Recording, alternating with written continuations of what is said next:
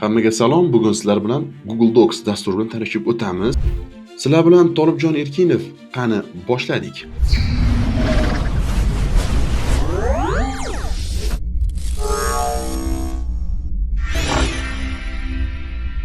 Xo'sh, endi nima qilamiz? Birinchi navbatda matn yozamiz. Bu matnni endi razmerni katta qilish. Gap cho'zib o'tirmayman, dangal tez gapiraman.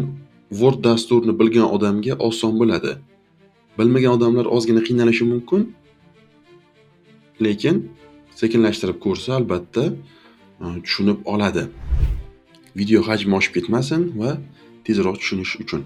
Razmerni shu yerdan kattalashtirishimiz mumkin. Agar kerakli razmer bo'lsa, bu yerdan yozsa ham bo'ladi. Mana 4100 yozaylik mana. Xo'sh, endi bu yerdan ranglarni o'zgartirish antida turibdi. Sariq berishim mumkin, orqa foniga sariq, qora bilan. Mana endi yana belgilayman. Nimalar qilish mumkin? O'rtaga tekislashimiz mumkin. Va hokazo. Xo'p, endi buni yana tagiga chizilganlari, qiyshayganlari shu yerdan mana hosil qildik. Endi belgilayman. Endi bu hosil bo'lgan matnni stilni olib tashlash. Stilni olib tashlash qanaqa? Stilni olib tashlash mana oxirida turibdi T. Clear format qismi. Clear format qismini tozalab tashlashimiz mumkin bo'ladi. Muammo emas. Endi orqaga qaytarishim kerak. Qaytarish bor. Ctrl Z tugmasini bossa ham bo'ladi. Yoki oldinga orqaga. Ikkalasi yonma-yon. Endi yangi matn yozaman, formatini tozalab tashlab yozaman. Xo'p, endi bizda matn bor. Yuqoridagi matnni stilini bir xil pastga olib o'tishim kerak. Buni oson. Belgilaymiz. So'z yoki harf farqi yo'q. Belgilasak bo'ldi. Endi bu yerda Painter format qismi bor. Bosganimizdan keyin mana kelsak cho'tkani rasmi chiqyapti mana. Belgilayman va yuqoridagi dizaynman bir xil fontda olib berdim. Bunda muammo yo'q. Bemalol olishimiz mumkin. Endi yozuv ko'rinishlari mana normal tekst bu o'lchamlari berilgan va dizaynli. Wordda ham turardi, ko'rgan bo'lsanglar, tanlashimiz mumkin. Tanlab o'tirmayman. Keyingisi font. Bu yerda onlayn fontlar eng yaxshilari. Hammasi eng zo'rlari fontda. Asosan men ishlatadigan Montserrat, Roboto, mana Roboto, Mono. Xo'p, tanlashimiz mumkin. Bu o'qishga qulay.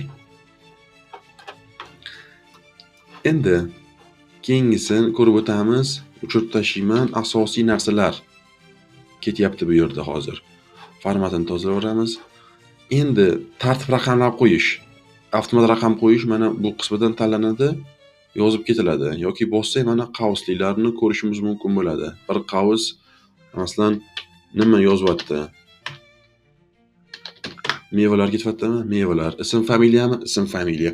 Boshqa bunda muammo bo'lishi mumkin emas. Tozalaymiz buni. Endi keyingisi bizda Wordda ko'rmaganimiz bu yerda ro'yxat bo'yicha bosganimizda yozishimiz mumkin. Bozorga borish, ishxonaga borish,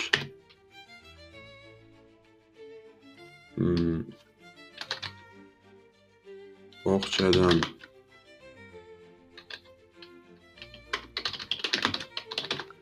olish va bizda ketayotgan spiska ro'yxat bo'yicha ketyapti. Endi qaysi ishni bajarib bo'ldingiz yoki katta ishxonalarda ro'yxat beriladi, shunda masalan qaysidir ishni bajarib bo'lgan bo'lsa yoki bozorga borish, bozorga bordik. Mana o'zi avtomat uchiryapti. Keyin telefonda ko'rsangiz ham o'sha uchirilgan bo'ladi. Agar ishxonalarda bo'lsa, ketma-ket vazifa bajarilgandan keyin bitish qo'yib qo'ysa, shu ishlar bajarilgan, bu ishga vaqt sarflamang degan ma'noda shu yerdan bitishga qo'yib o'chirib qo'yish mumkin bu spiskasi. Xo'p, endi orasidagi masofa interval mana shu qismida turibdi. 1.5 yoki boshqa razmerlarni qo'yishimiz mumkin bo'ladi. Xo'p, o'zi razmerlarni ko'ramiz. AA Xo'sh, interval. Spacing yozishimiz mumkin bo'ladi. 5 desak, mana aralig'i. Yoki mana shu yerdan custom spacing qilib turib o'zimiz kiritishimiz mumkin bo'ladi. After, before kelgan hammasini to'g'rilashimiz mumkin. Ularni o'chirib tashlaymiz. Xo'sh, bizda yana nimalar qoldi? Printerlarni shart emas, bilamiz. Keyin ko'rinishi. Bizlar listimizning ko'rinishini shu qismini to'g'rilashimiz mumkin bo'ladi. 125 yoki o'sha shriftini masshtabini to'g'rilab olishimiz mumkin. Shu yerdan masshtabini to'g'rilab olsak bo'ladi. Oxiridagi nima desa, bu klaviatura. Bizlar qaysi klaviaturani yozishimiz mumkin bo'lgan klaviaturalar. Masalan, russkiy klaviatura mana o'zi chiqadi. Shuni yozishimiz mumkin. Endi bizlarga bu shart emas. O'zimiz klaviaturada yozyapmiz. Va bu qismida tablar, yangi varaq ochish, bitta dokumentda pastdan ochib ketaveradi, lekin bitta dokument ichida yana tablari bor, o'sha alohida varaqlari bo'lim sifatida olsa ham bo'ladi. Buguncha shular. Keyingi darslarda bundan-da qiziqroq, asosan bizga foydali bo'lgan darslar. Kanalga a'zo bo'lmagan bo'lsangiz a'zo bo'ling, qo'ng'iroqchani bosib qo'yishni unutmang. Savol va takliflaringiz bo'lsa, kommentariyada qoldirishingiz mumkin. Keyingi darslarda ko'rishguncha